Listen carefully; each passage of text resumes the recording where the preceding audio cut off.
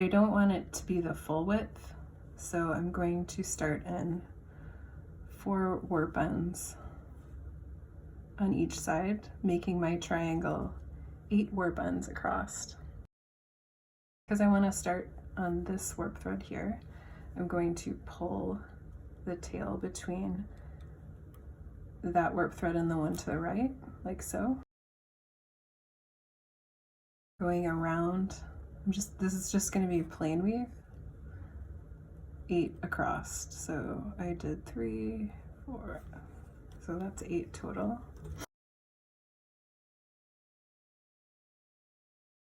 You can see I have 4 warps on this side, 4 warps on this side that I haven't covered.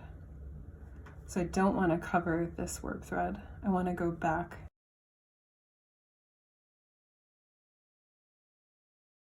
So here's one I did with 2 passes, but I'm going to show you what 3 looks like. So I did 1 full pass here, and you can see 4 warp threads I want to keep clear because I'm going to cover that with red.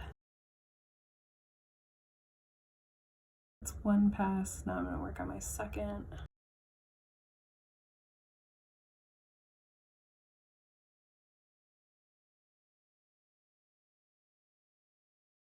And then do the third.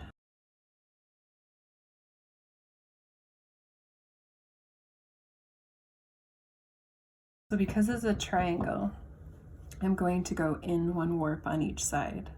So I'm not going to go behind that last one. I'm just going to leave that out like. Because I started my triangle on the left side, I'm going to start this red on the right side. So what I'm going to do is called a float. You can see my last pass ended there. I'm just going to take it behind, and I want to start on that. Because I want to start on this warp thread that's not covered, I'm just going to float that behind so that I can start from right to left with the red. And then I'm going to go left to right, and that's 1 pass. Right to left, left to right, that's 2 passes. All right, that's 3. So now these are even, and they should be in the same shed. So now I'm going to grab another piece of red. So I'm going to start right to left with the red. So I'm going to pigtail. I want to cover, you can see this one needs to be covered, this one end from the right. So what I'm going to do is stick this end between that warp thread and the one to the left, pigtailing around that to cover it, and then over. So you can see I'm going over, under, over.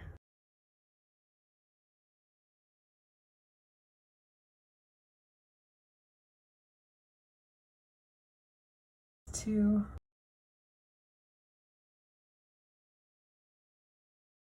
Three. So we should now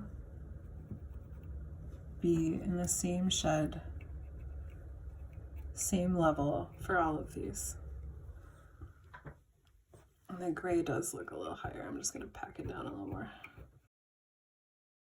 We've done the base of our triangle, and then we've covered enough of our background to meet up with this gray.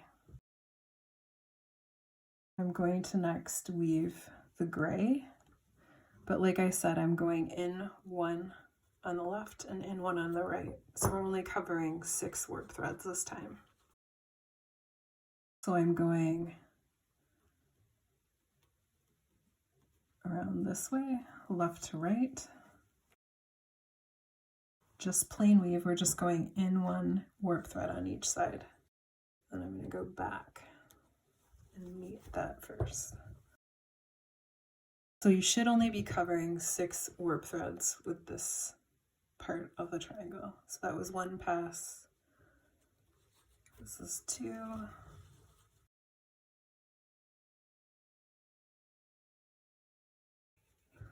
This is going to be my final pass for this level of the triangle.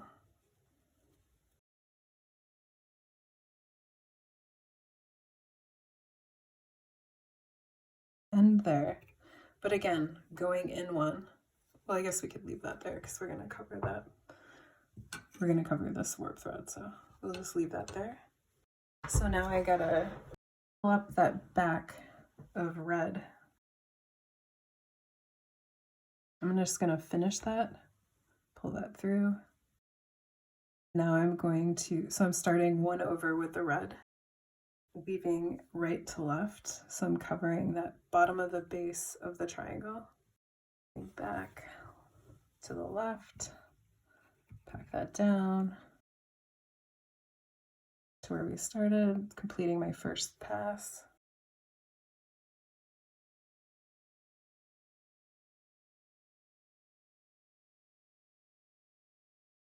I have 2 passes, so I just need to do 1 more.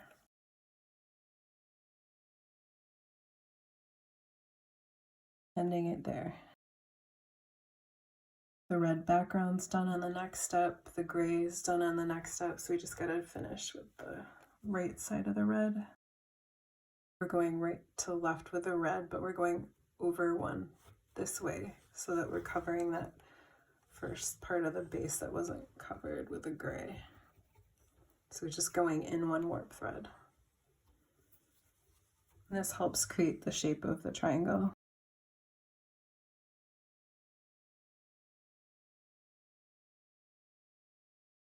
Completing my second pass. So now I'm on my 3rd or last pass because I'm doing 3, stacking 3 for the shape of this triangle. You can see it's starting to come together because I'm doing 3, and because it's so small, this is going to look a lot more pixelated. Starting with our gray, we're going in 1, starting on the left, so we're not going to cover this warp thread here because it's going to get covered with red. So now we're down to 4 warp threads with our gray. This should go pretty fast. 1 pass. You can see I'm only covering 4 at this point. 4 warp threads. Second pass. 3rd pass of just 4 warps. All right, so now I'm done, but I'm going to leave this gray out between the last 2 because at the top we're only going to cover those 2.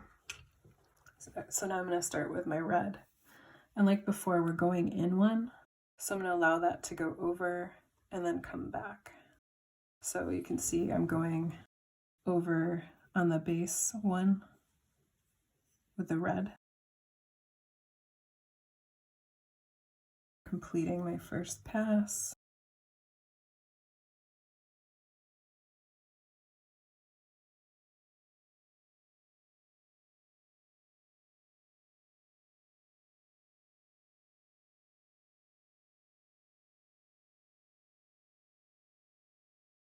All right, now we're doing this red, so we're going 1 over this time.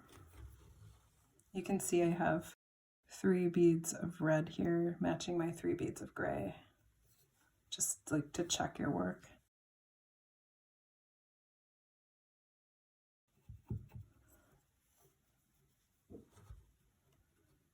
Continuing to go do that 1 over.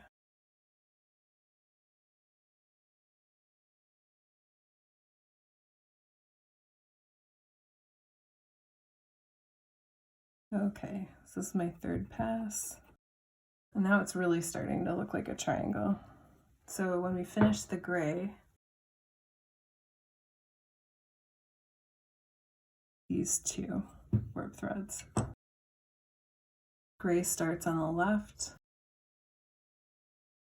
1, 2, 3.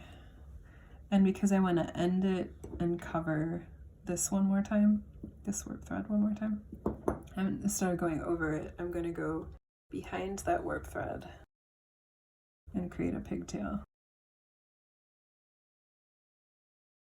Now we have our gray triangle. Once it packs down a little more, it'll probably look. So continuing with the red, because we want the red to be level with that gray. Going over one more.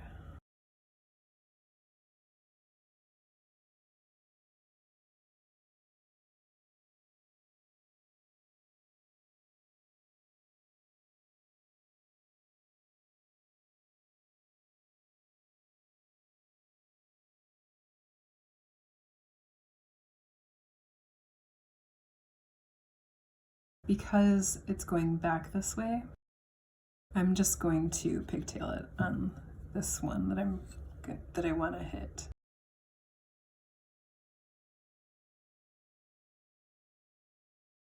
I'm just going to pigtail because that's where we began.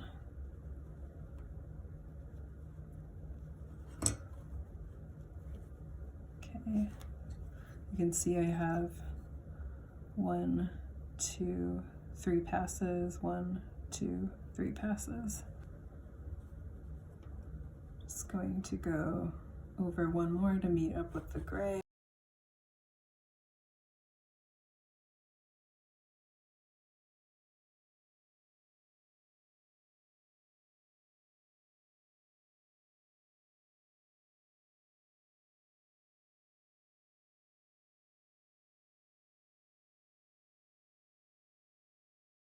Everything should be